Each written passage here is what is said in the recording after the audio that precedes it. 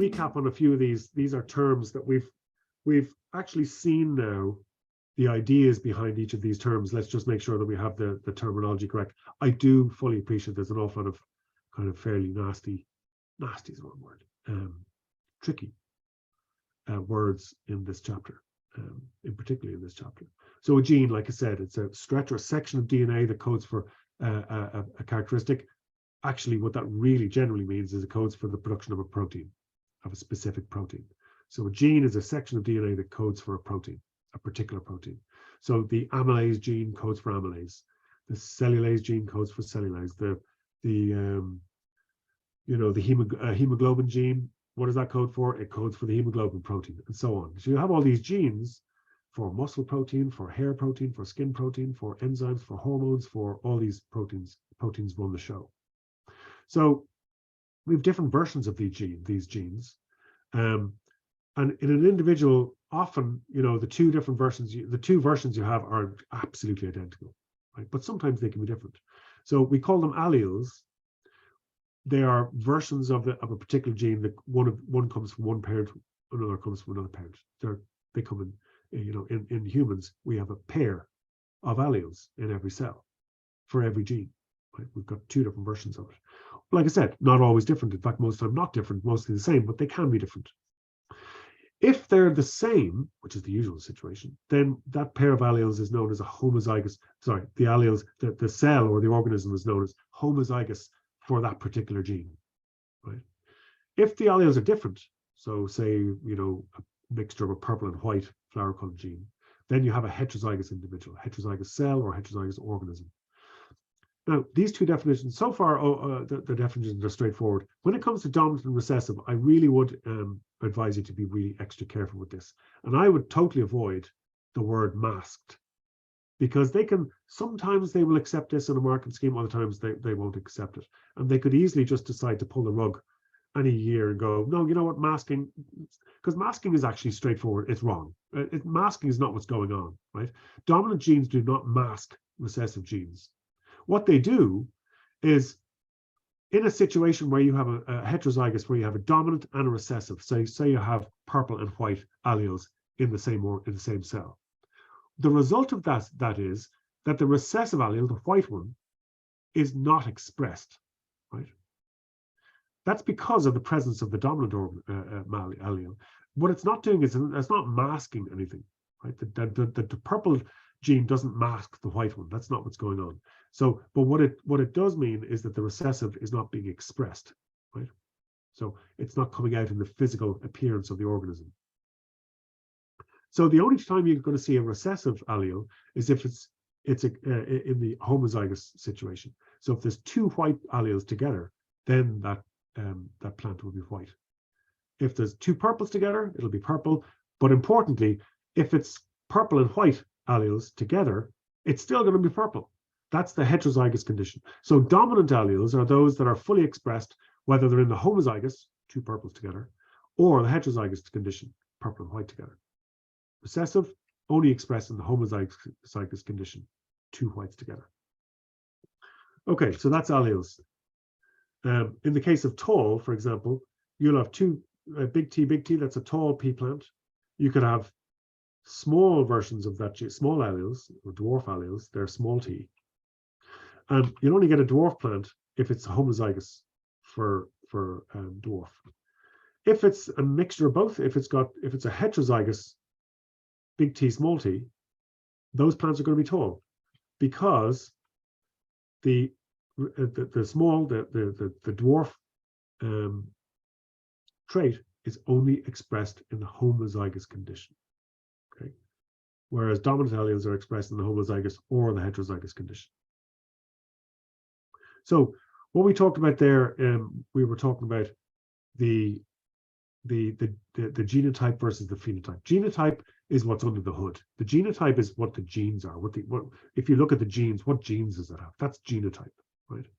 So, for example, you could have the genotype of a tall plant that's big T, small t, And you could have an absolutely identical looking plant that has a different genotype. For tall, it's big T, big T. It's still just same, looks exactly the same. It's tall, just like plant A, but plant B has a different genotype because it's homozygous for big T. So it's got two tall versions of two tall alleles. Whereas plant A it's heterozygous. It has a tall allele and a small allele, but they're identical looking. So the appearance of them is what we call phenotype. Phenotype is the physical characteristics of an organism.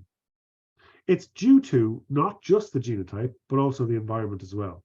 So these two plants, just to go back here, these two plant A and plant B, they would be identical as long as they get the same kind of conditions, right?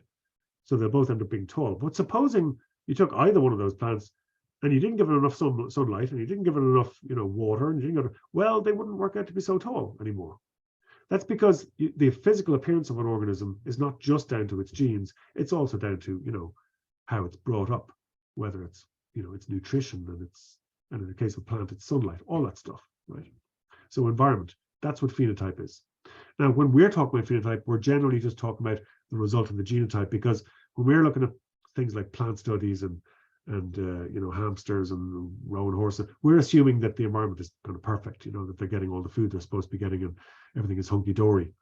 And we're focusing on the result of what the genes do to the physical characteristics of the organism. But don't forget, it is also to the environment.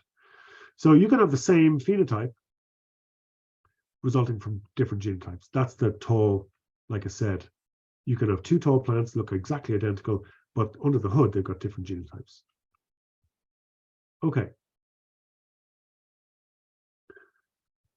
Just skip that for now. What Mendel didn't know about this is chromosomes. So he didn't have any clue about these. We know about chromosomes. We've done mitosis. We've looked at cells, and we know that there are 23 pairs of chromosomes like these in our cells. They could be completely identical, one from mom, one from dad, in each pair, right? And they're pretty much the same, but you can have, like I said, slightly different versions of the A gene. You could have a dominant A gene allele in one of the homologous chromosomes. You could have small a on another one. The position that these genes are at is called the locus. Okay, you might remember the centromere is the place that the spindle fiber is attached to during mitosis, right? And by the way, what we're looking at here is it's not a pair of sister chromatids. That's a different thing. Each of these, so let's just remind ourselves, just before mitosis, each of these chromosomes that you see in front of you will form a complete copy, what we call a sister chromatid, that will be attached at the centromere to each of these chromosomes. So each of these, at the moment, it's just they're two single chromosomes, right, forming a pair, but they will end up forming two X-shaped things because they will each have a sister attached to them to form an X shape, right, which will be an exact copy. But these are not exact copies of each other. These were not made as copies of each other. It's just that one came from one parent and one came from another parent via the gametes, and they came together in these homologous pairs, right, in the adult. So in this case, it's heterozygous for A. They're different alleles. Homozygous for T, homozygous for R, but homozygous recessive for R, right? And it's heterozygous for B. So let's make sure that we're okay with all of those things. So the locus of a gene, the locus of a gene, the locus of an allele, the locus of a gene is the position imagine like this chromosome is, if you unwound it, it'd be like thousands of base pairs of DNA, right? A, G, T, C, T, C, A, G, T, and so on, 1,000 base pairs long. And you'd talk about the locus of A as being like, it's that base pair 759 or something. That would be the locus. Like if you start at one end and you count in, that's where you'll find the A gene. And you'll find the T gene further along in a different locus. Each of these positions we call loci, right? Plural loci. Just one locus. Here in this situation, you have 4 loci, right? Not 8. We're not looking at, we've got A, T, R, and B. Okay, those are the 4 genes. Even though there's in the case of A, there's 2 different alleles, we talk about 4 positions on these chromosomes. So the locus of A is one position, not two different positions. So there are 4 loci on this position, on this labeled with letters. There's a 5th one there that's green, right?